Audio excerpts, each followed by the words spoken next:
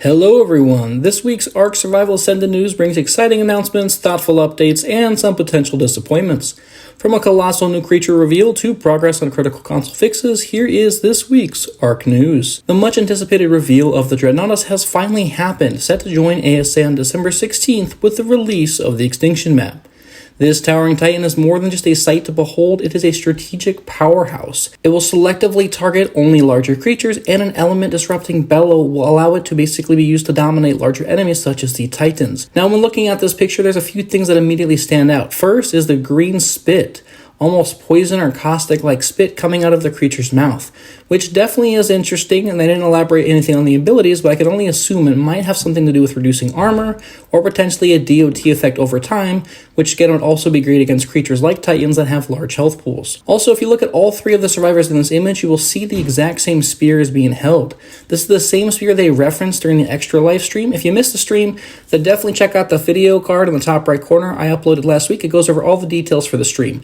But essentially, this spear is an explosive spear, and you can see the survivor on the right-hand side of the image has actually already thrown one spear, and it exploded on the second creature in the back of the image. So that's pretty cool that we get to see that in action. There's also, of course, another look at one of the skins coming with the Bob's Tall Tales pack on the survivor in the middle. And now, speaking of the creature in the back as well, we do get a look at the actual saddle for the Dreadnoughtus. We can see it extend all the way to its mouth and all alongside its neck as well. Then we can also see an interesting looking netting on its body as part of the saddle. Then, of course, there is also the blue lights on the creature, which I'm guessing implies the use of element in some capacity. Alright, well that was it for the Dreadnoughtus, and adding to the excitement though in this announcement for this community crunch is the new community creature vote for Val in 2025. Now I'm sure some of you may be wondering, what was up with the goat on the thumbnail?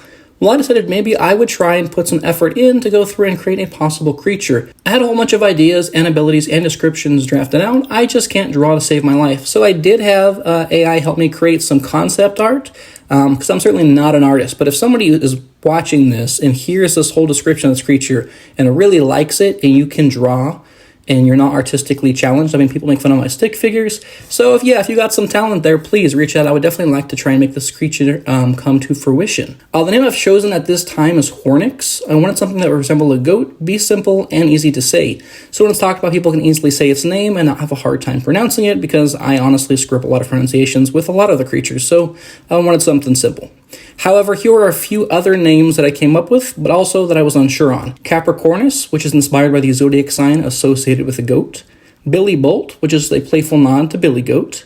Bleatnear, which is just a nod to the goat's bleeding. Hornivax, which is a nod to its horns. And Grazelick, which is a nod to goats grazing. So yeah, let me know which names you like, if you think the basic one I already picked was probably the best, or if maybe you like one of the other names more. Please let me know down in the comments.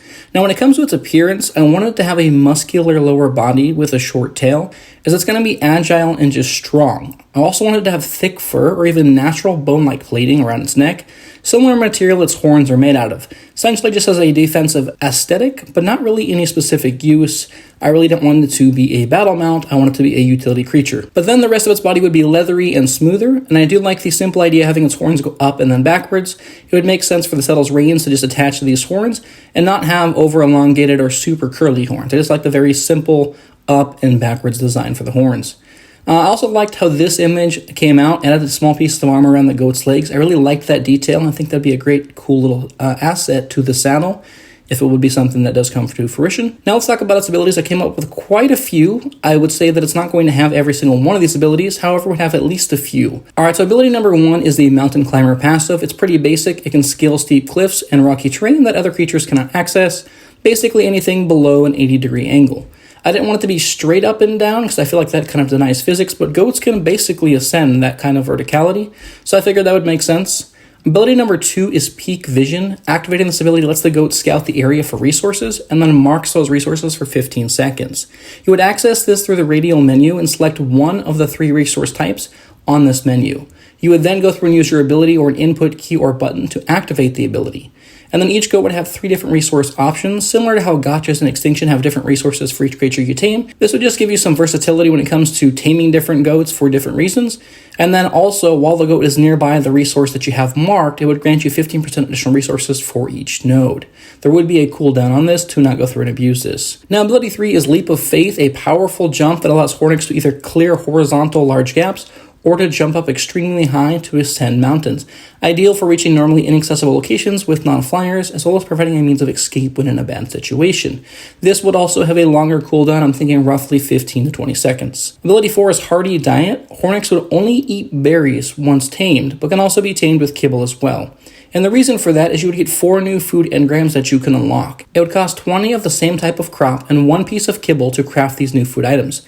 Eating different food items provides different bonuses, and the type of food determines the ability, and the kibble you use determines the total duration the ability can be active for.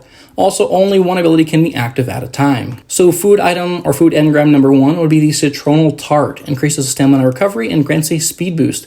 And again, that would be with 20 citronals and then a type of kibble, and that would determine the duration. Now going through and looking at food engram 2, that would be the Long Grass Salad, which will promote crop growth, doubling crop growth speed when passively set to wander near it, as well as the ability to auto-collect it. I mentioned earlier that it will only eat berries, and that's for this specific reason here. So it wouldn't eat all your crops, and then it would automate this process for you, since crops actually have a max out at a certain point when they're actually in the crop plots.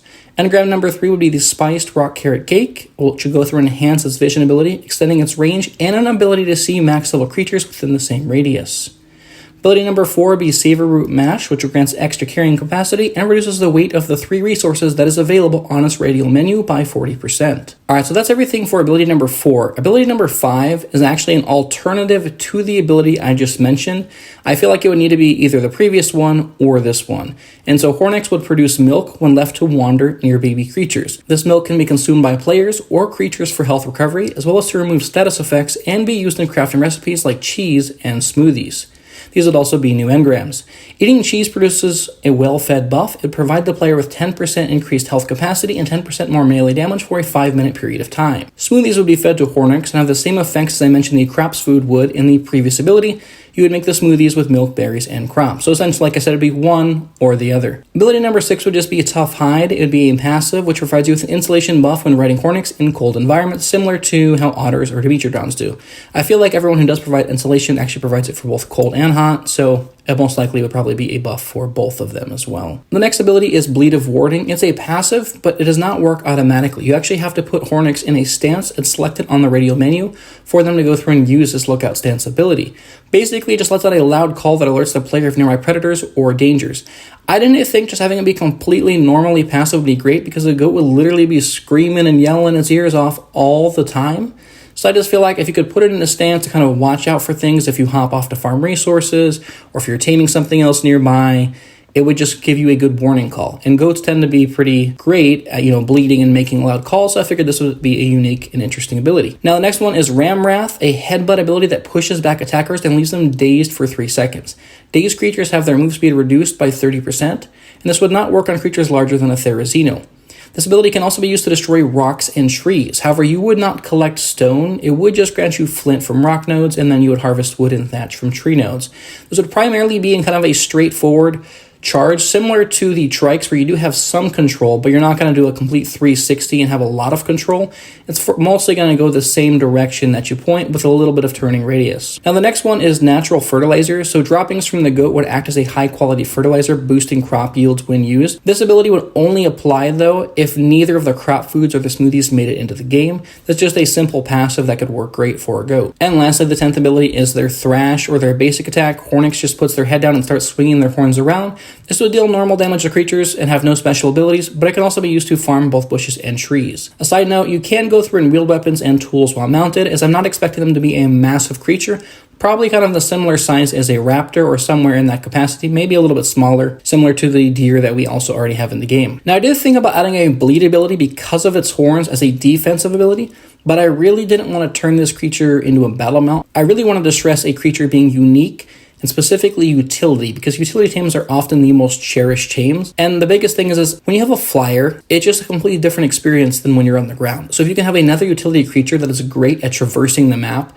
with long jumping and being really quickly through different speed abilities, it would be cool. So that was my thought here, is more of a utility tame than anything else. All right, well, that's everything I've got for the creature so far. Like I said, I can't draw to save my life, so if you think this creature sounds cool and you can either draw well or know someone who may be interested in assisting me with bringing this creature to life, then please let me know. You could drop it down in the comment, or I do have my email attached on the actual profile for YouTube here as well. Now on the other news, Xbox players can now enjoy a 50GB mod storage limit, a significant upgrade from the previous 20GB, while PlayStation users, which is me and others, must wait for a more complex engineering update slated for early next year.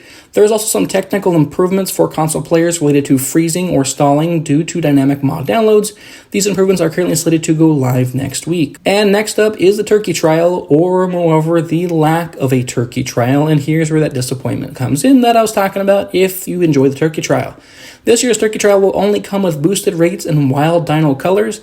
There will be an absence of murder turkeys and unique event content overall, just due to a lot of different things that are currently being worked on and not being able to roll back to the previous event that we had, due to a lot of changes that have actually undergone with the game in the background. However, on a brighter note, they did mention the upcoming Winter Wonderland promises to deliver fresh content, wild dino colors, and increased rates across both base game and Club Arc. That's right, the community was heard. Wildcard wants to ensure the event content is still accessible and available on most maps in the base game and not just in Club Arc. There was definitely a lot of frustration with the Halloween event that came out, so I'm glad that they listened and they're going to be putting content in both. So there will still be extra content in Club Arc, but there's going to be plenty of regular content to do in the base game. Alright, well, that concludes this week's ARC news. If you did enjoy today's update, or even if you like the idea of my creature, then please consider dropping a like and subscribing for future ARC content.